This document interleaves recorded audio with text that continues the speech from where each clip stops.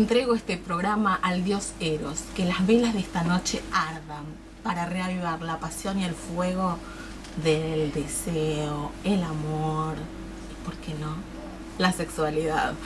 Hoy vamos a hablar con el filósofo Guido Arditi de Eros y sexo. Vamos a diferenciar qué es Eros, el amor y el sexo. Son dos cosas que me parece que tienen vías distintas o tal vez un punto en común, no sé, de eso vamos a conversar. ¿Qué tal? Buenas noches. ¿Qué tal? Buenas noches, Ayelen, ¿cómo estás? Bien, bueno, un tema que nos ocupa a todos, porque la sexualidad, señoras y señores, es lo más importante en la vida de las personas. No tengamos más el verso y la fantasía de decir, no, el sexo no es importante. Sí, claro que es importante. Sí, por supuesto que es importante, en eso somos todos freudianos, en eso todos coincidimos con el gran padre Freud. El perverso polimorfo. Exactamente, sí.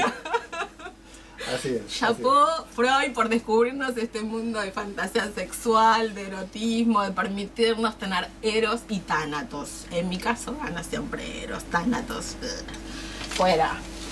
Bueno, en el caso, en realidad, justo ahora que lo traes a colación, Freud hablaba de eros y tánatos.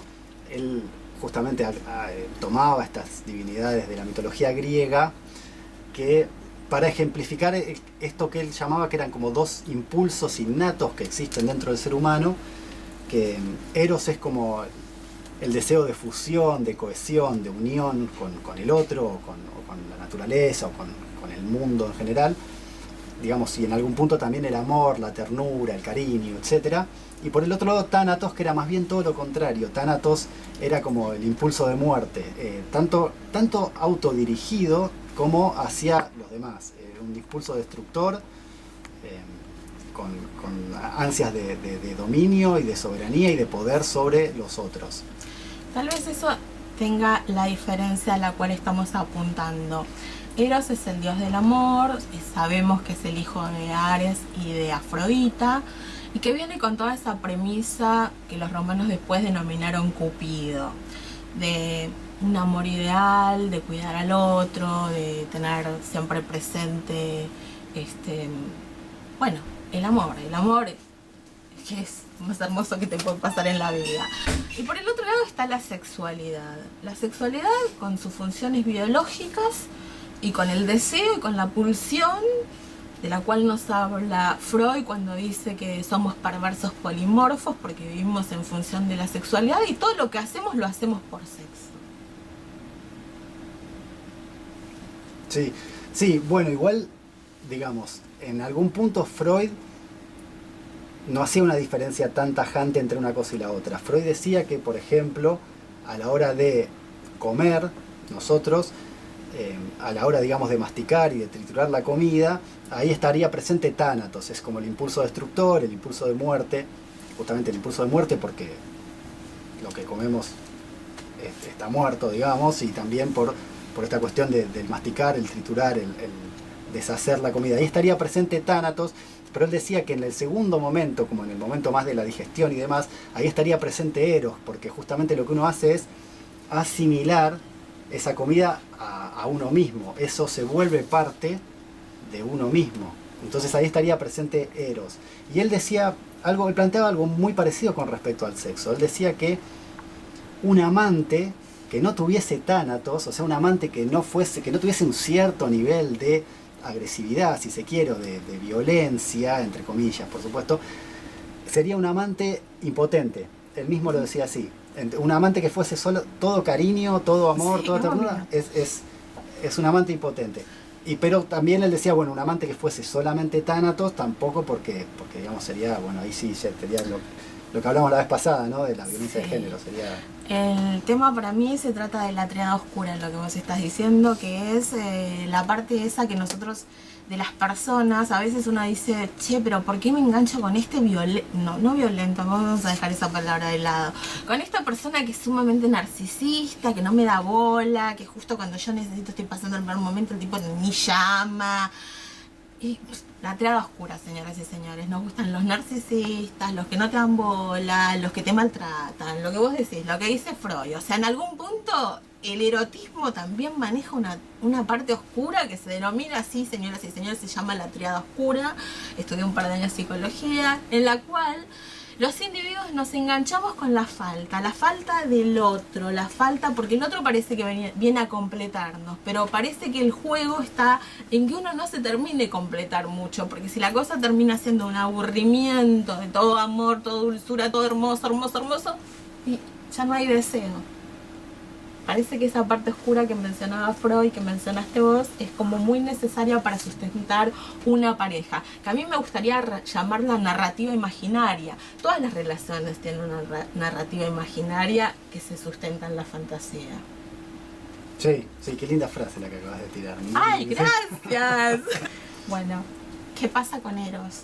¿Cómo se lo define en la filosofía? Bueno, en la filosofía no, sería en la mitología más bien. Eros es sí, casi como sin... Es cierto que cuando nosotros traducimos a Eros a nuestra cultura, lo traducimos como el dios del sexo, y es cierto que sería lo más cercano a una divinidad sobre el sexo. Pero también es cierto que Eros tenía mucho de lo que retoma también Freud cuando habla él de Eros como una pulsión intrínseca de los seres humanos.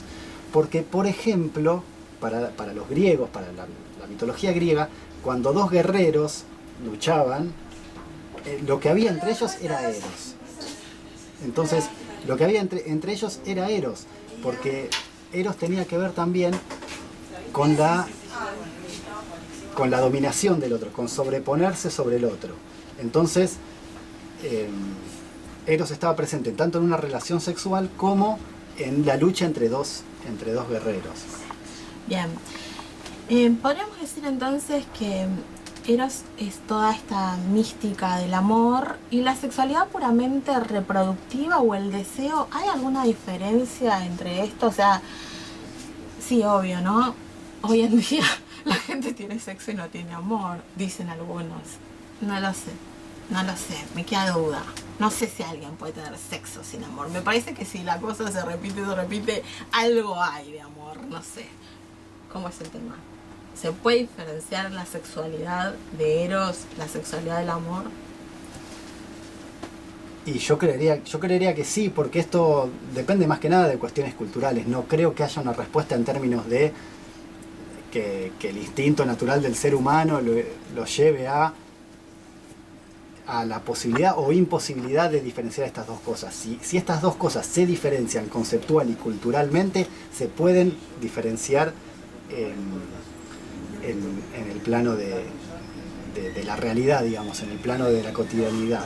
Y justamente algo que se me ocurre pensar como vinculado con todo esto, si nosotros pensamos, por ejemplo, si bien hoy en día es cierto que nosotros ya no somos religiosos, no nos consideramos religiosos, no vamos a la iglesia o lo que fuere, pero es cierto que la tradición intelectual del cristianismo se encuentra como muy vigente y muy presente en nuestra cultura. Y ahí, por ejemplo, las dos mujeres más importantes de la Biblia. ¿Cuáles son las dos mujeres más importantes de la Biblia? Eva es una, sí, por supuesto. ¿Y la otra? Lilith. Muy bien, no. ¿Por qué no? Siempre me la sacan de la historia. No, la otra es María, claro. Y justamente ahí tenemos como la primer separación, porque, y esto es algo que permea mucho en nuestra cultura de hoy. Si lo pensamos por un lado Eva, la mujer seductora, la mujer peligrosa, la mujer tentadora, la mujer que te puede llevar, que te puede enloquecer y llevar para cualquier lado. Y por otro lado la mujer, todo lo contrario, María, la mujer casta, pura, buena, virgen. Y es cierto que vivimos todavía en una cultura que está muy permeada por esta visión de la mujer y esta visión del deseo como algo peligroso, y esta visión de la mujer en términos separados, digamos. Entonces Eva sería como la mujer que tiene que ver con la sexualidad, y María tal vez, paradójicamente, porque a pesar de ser una virgen, es la que tiene que ver con la maternidad. Exactamente, que entonces ahí claramente vemos que estas cuestiones están separadas. Bien, bueno, yo voy a hacer el cierre entonces porque ya no nos queda mucho tiempo, el tiempo es tirano aquí también en la radio. Fabio, mi operador, para que antes que nos dé la señal de que por la cucaracha de que cortemos. Bueno, el cierre hoy es como la fruta prohibida, como la manzana. Vamos a imponernos esta premisa de renovar la sensualidad, el deseo, ¿por qué no? Un poquito de lujuria también con algo erótico, vestirse también, eso tiene mucho poder sexual. Y que esto venga realmente a todos nosotros en esta noche fantástica de sábado, que el poder de Eros nos ilumine y que realmente cumpla todas nuestras fantasías eróticas y sexuales. Gracias, Guido Artiti, por estar con nosotros. No, gracias a ustedes. Bueno, gracias por estar con nosotros. Nos encontramos el sábado que viene aquí en FM 87.5, la primera del dial, tu radio amiga. Chao.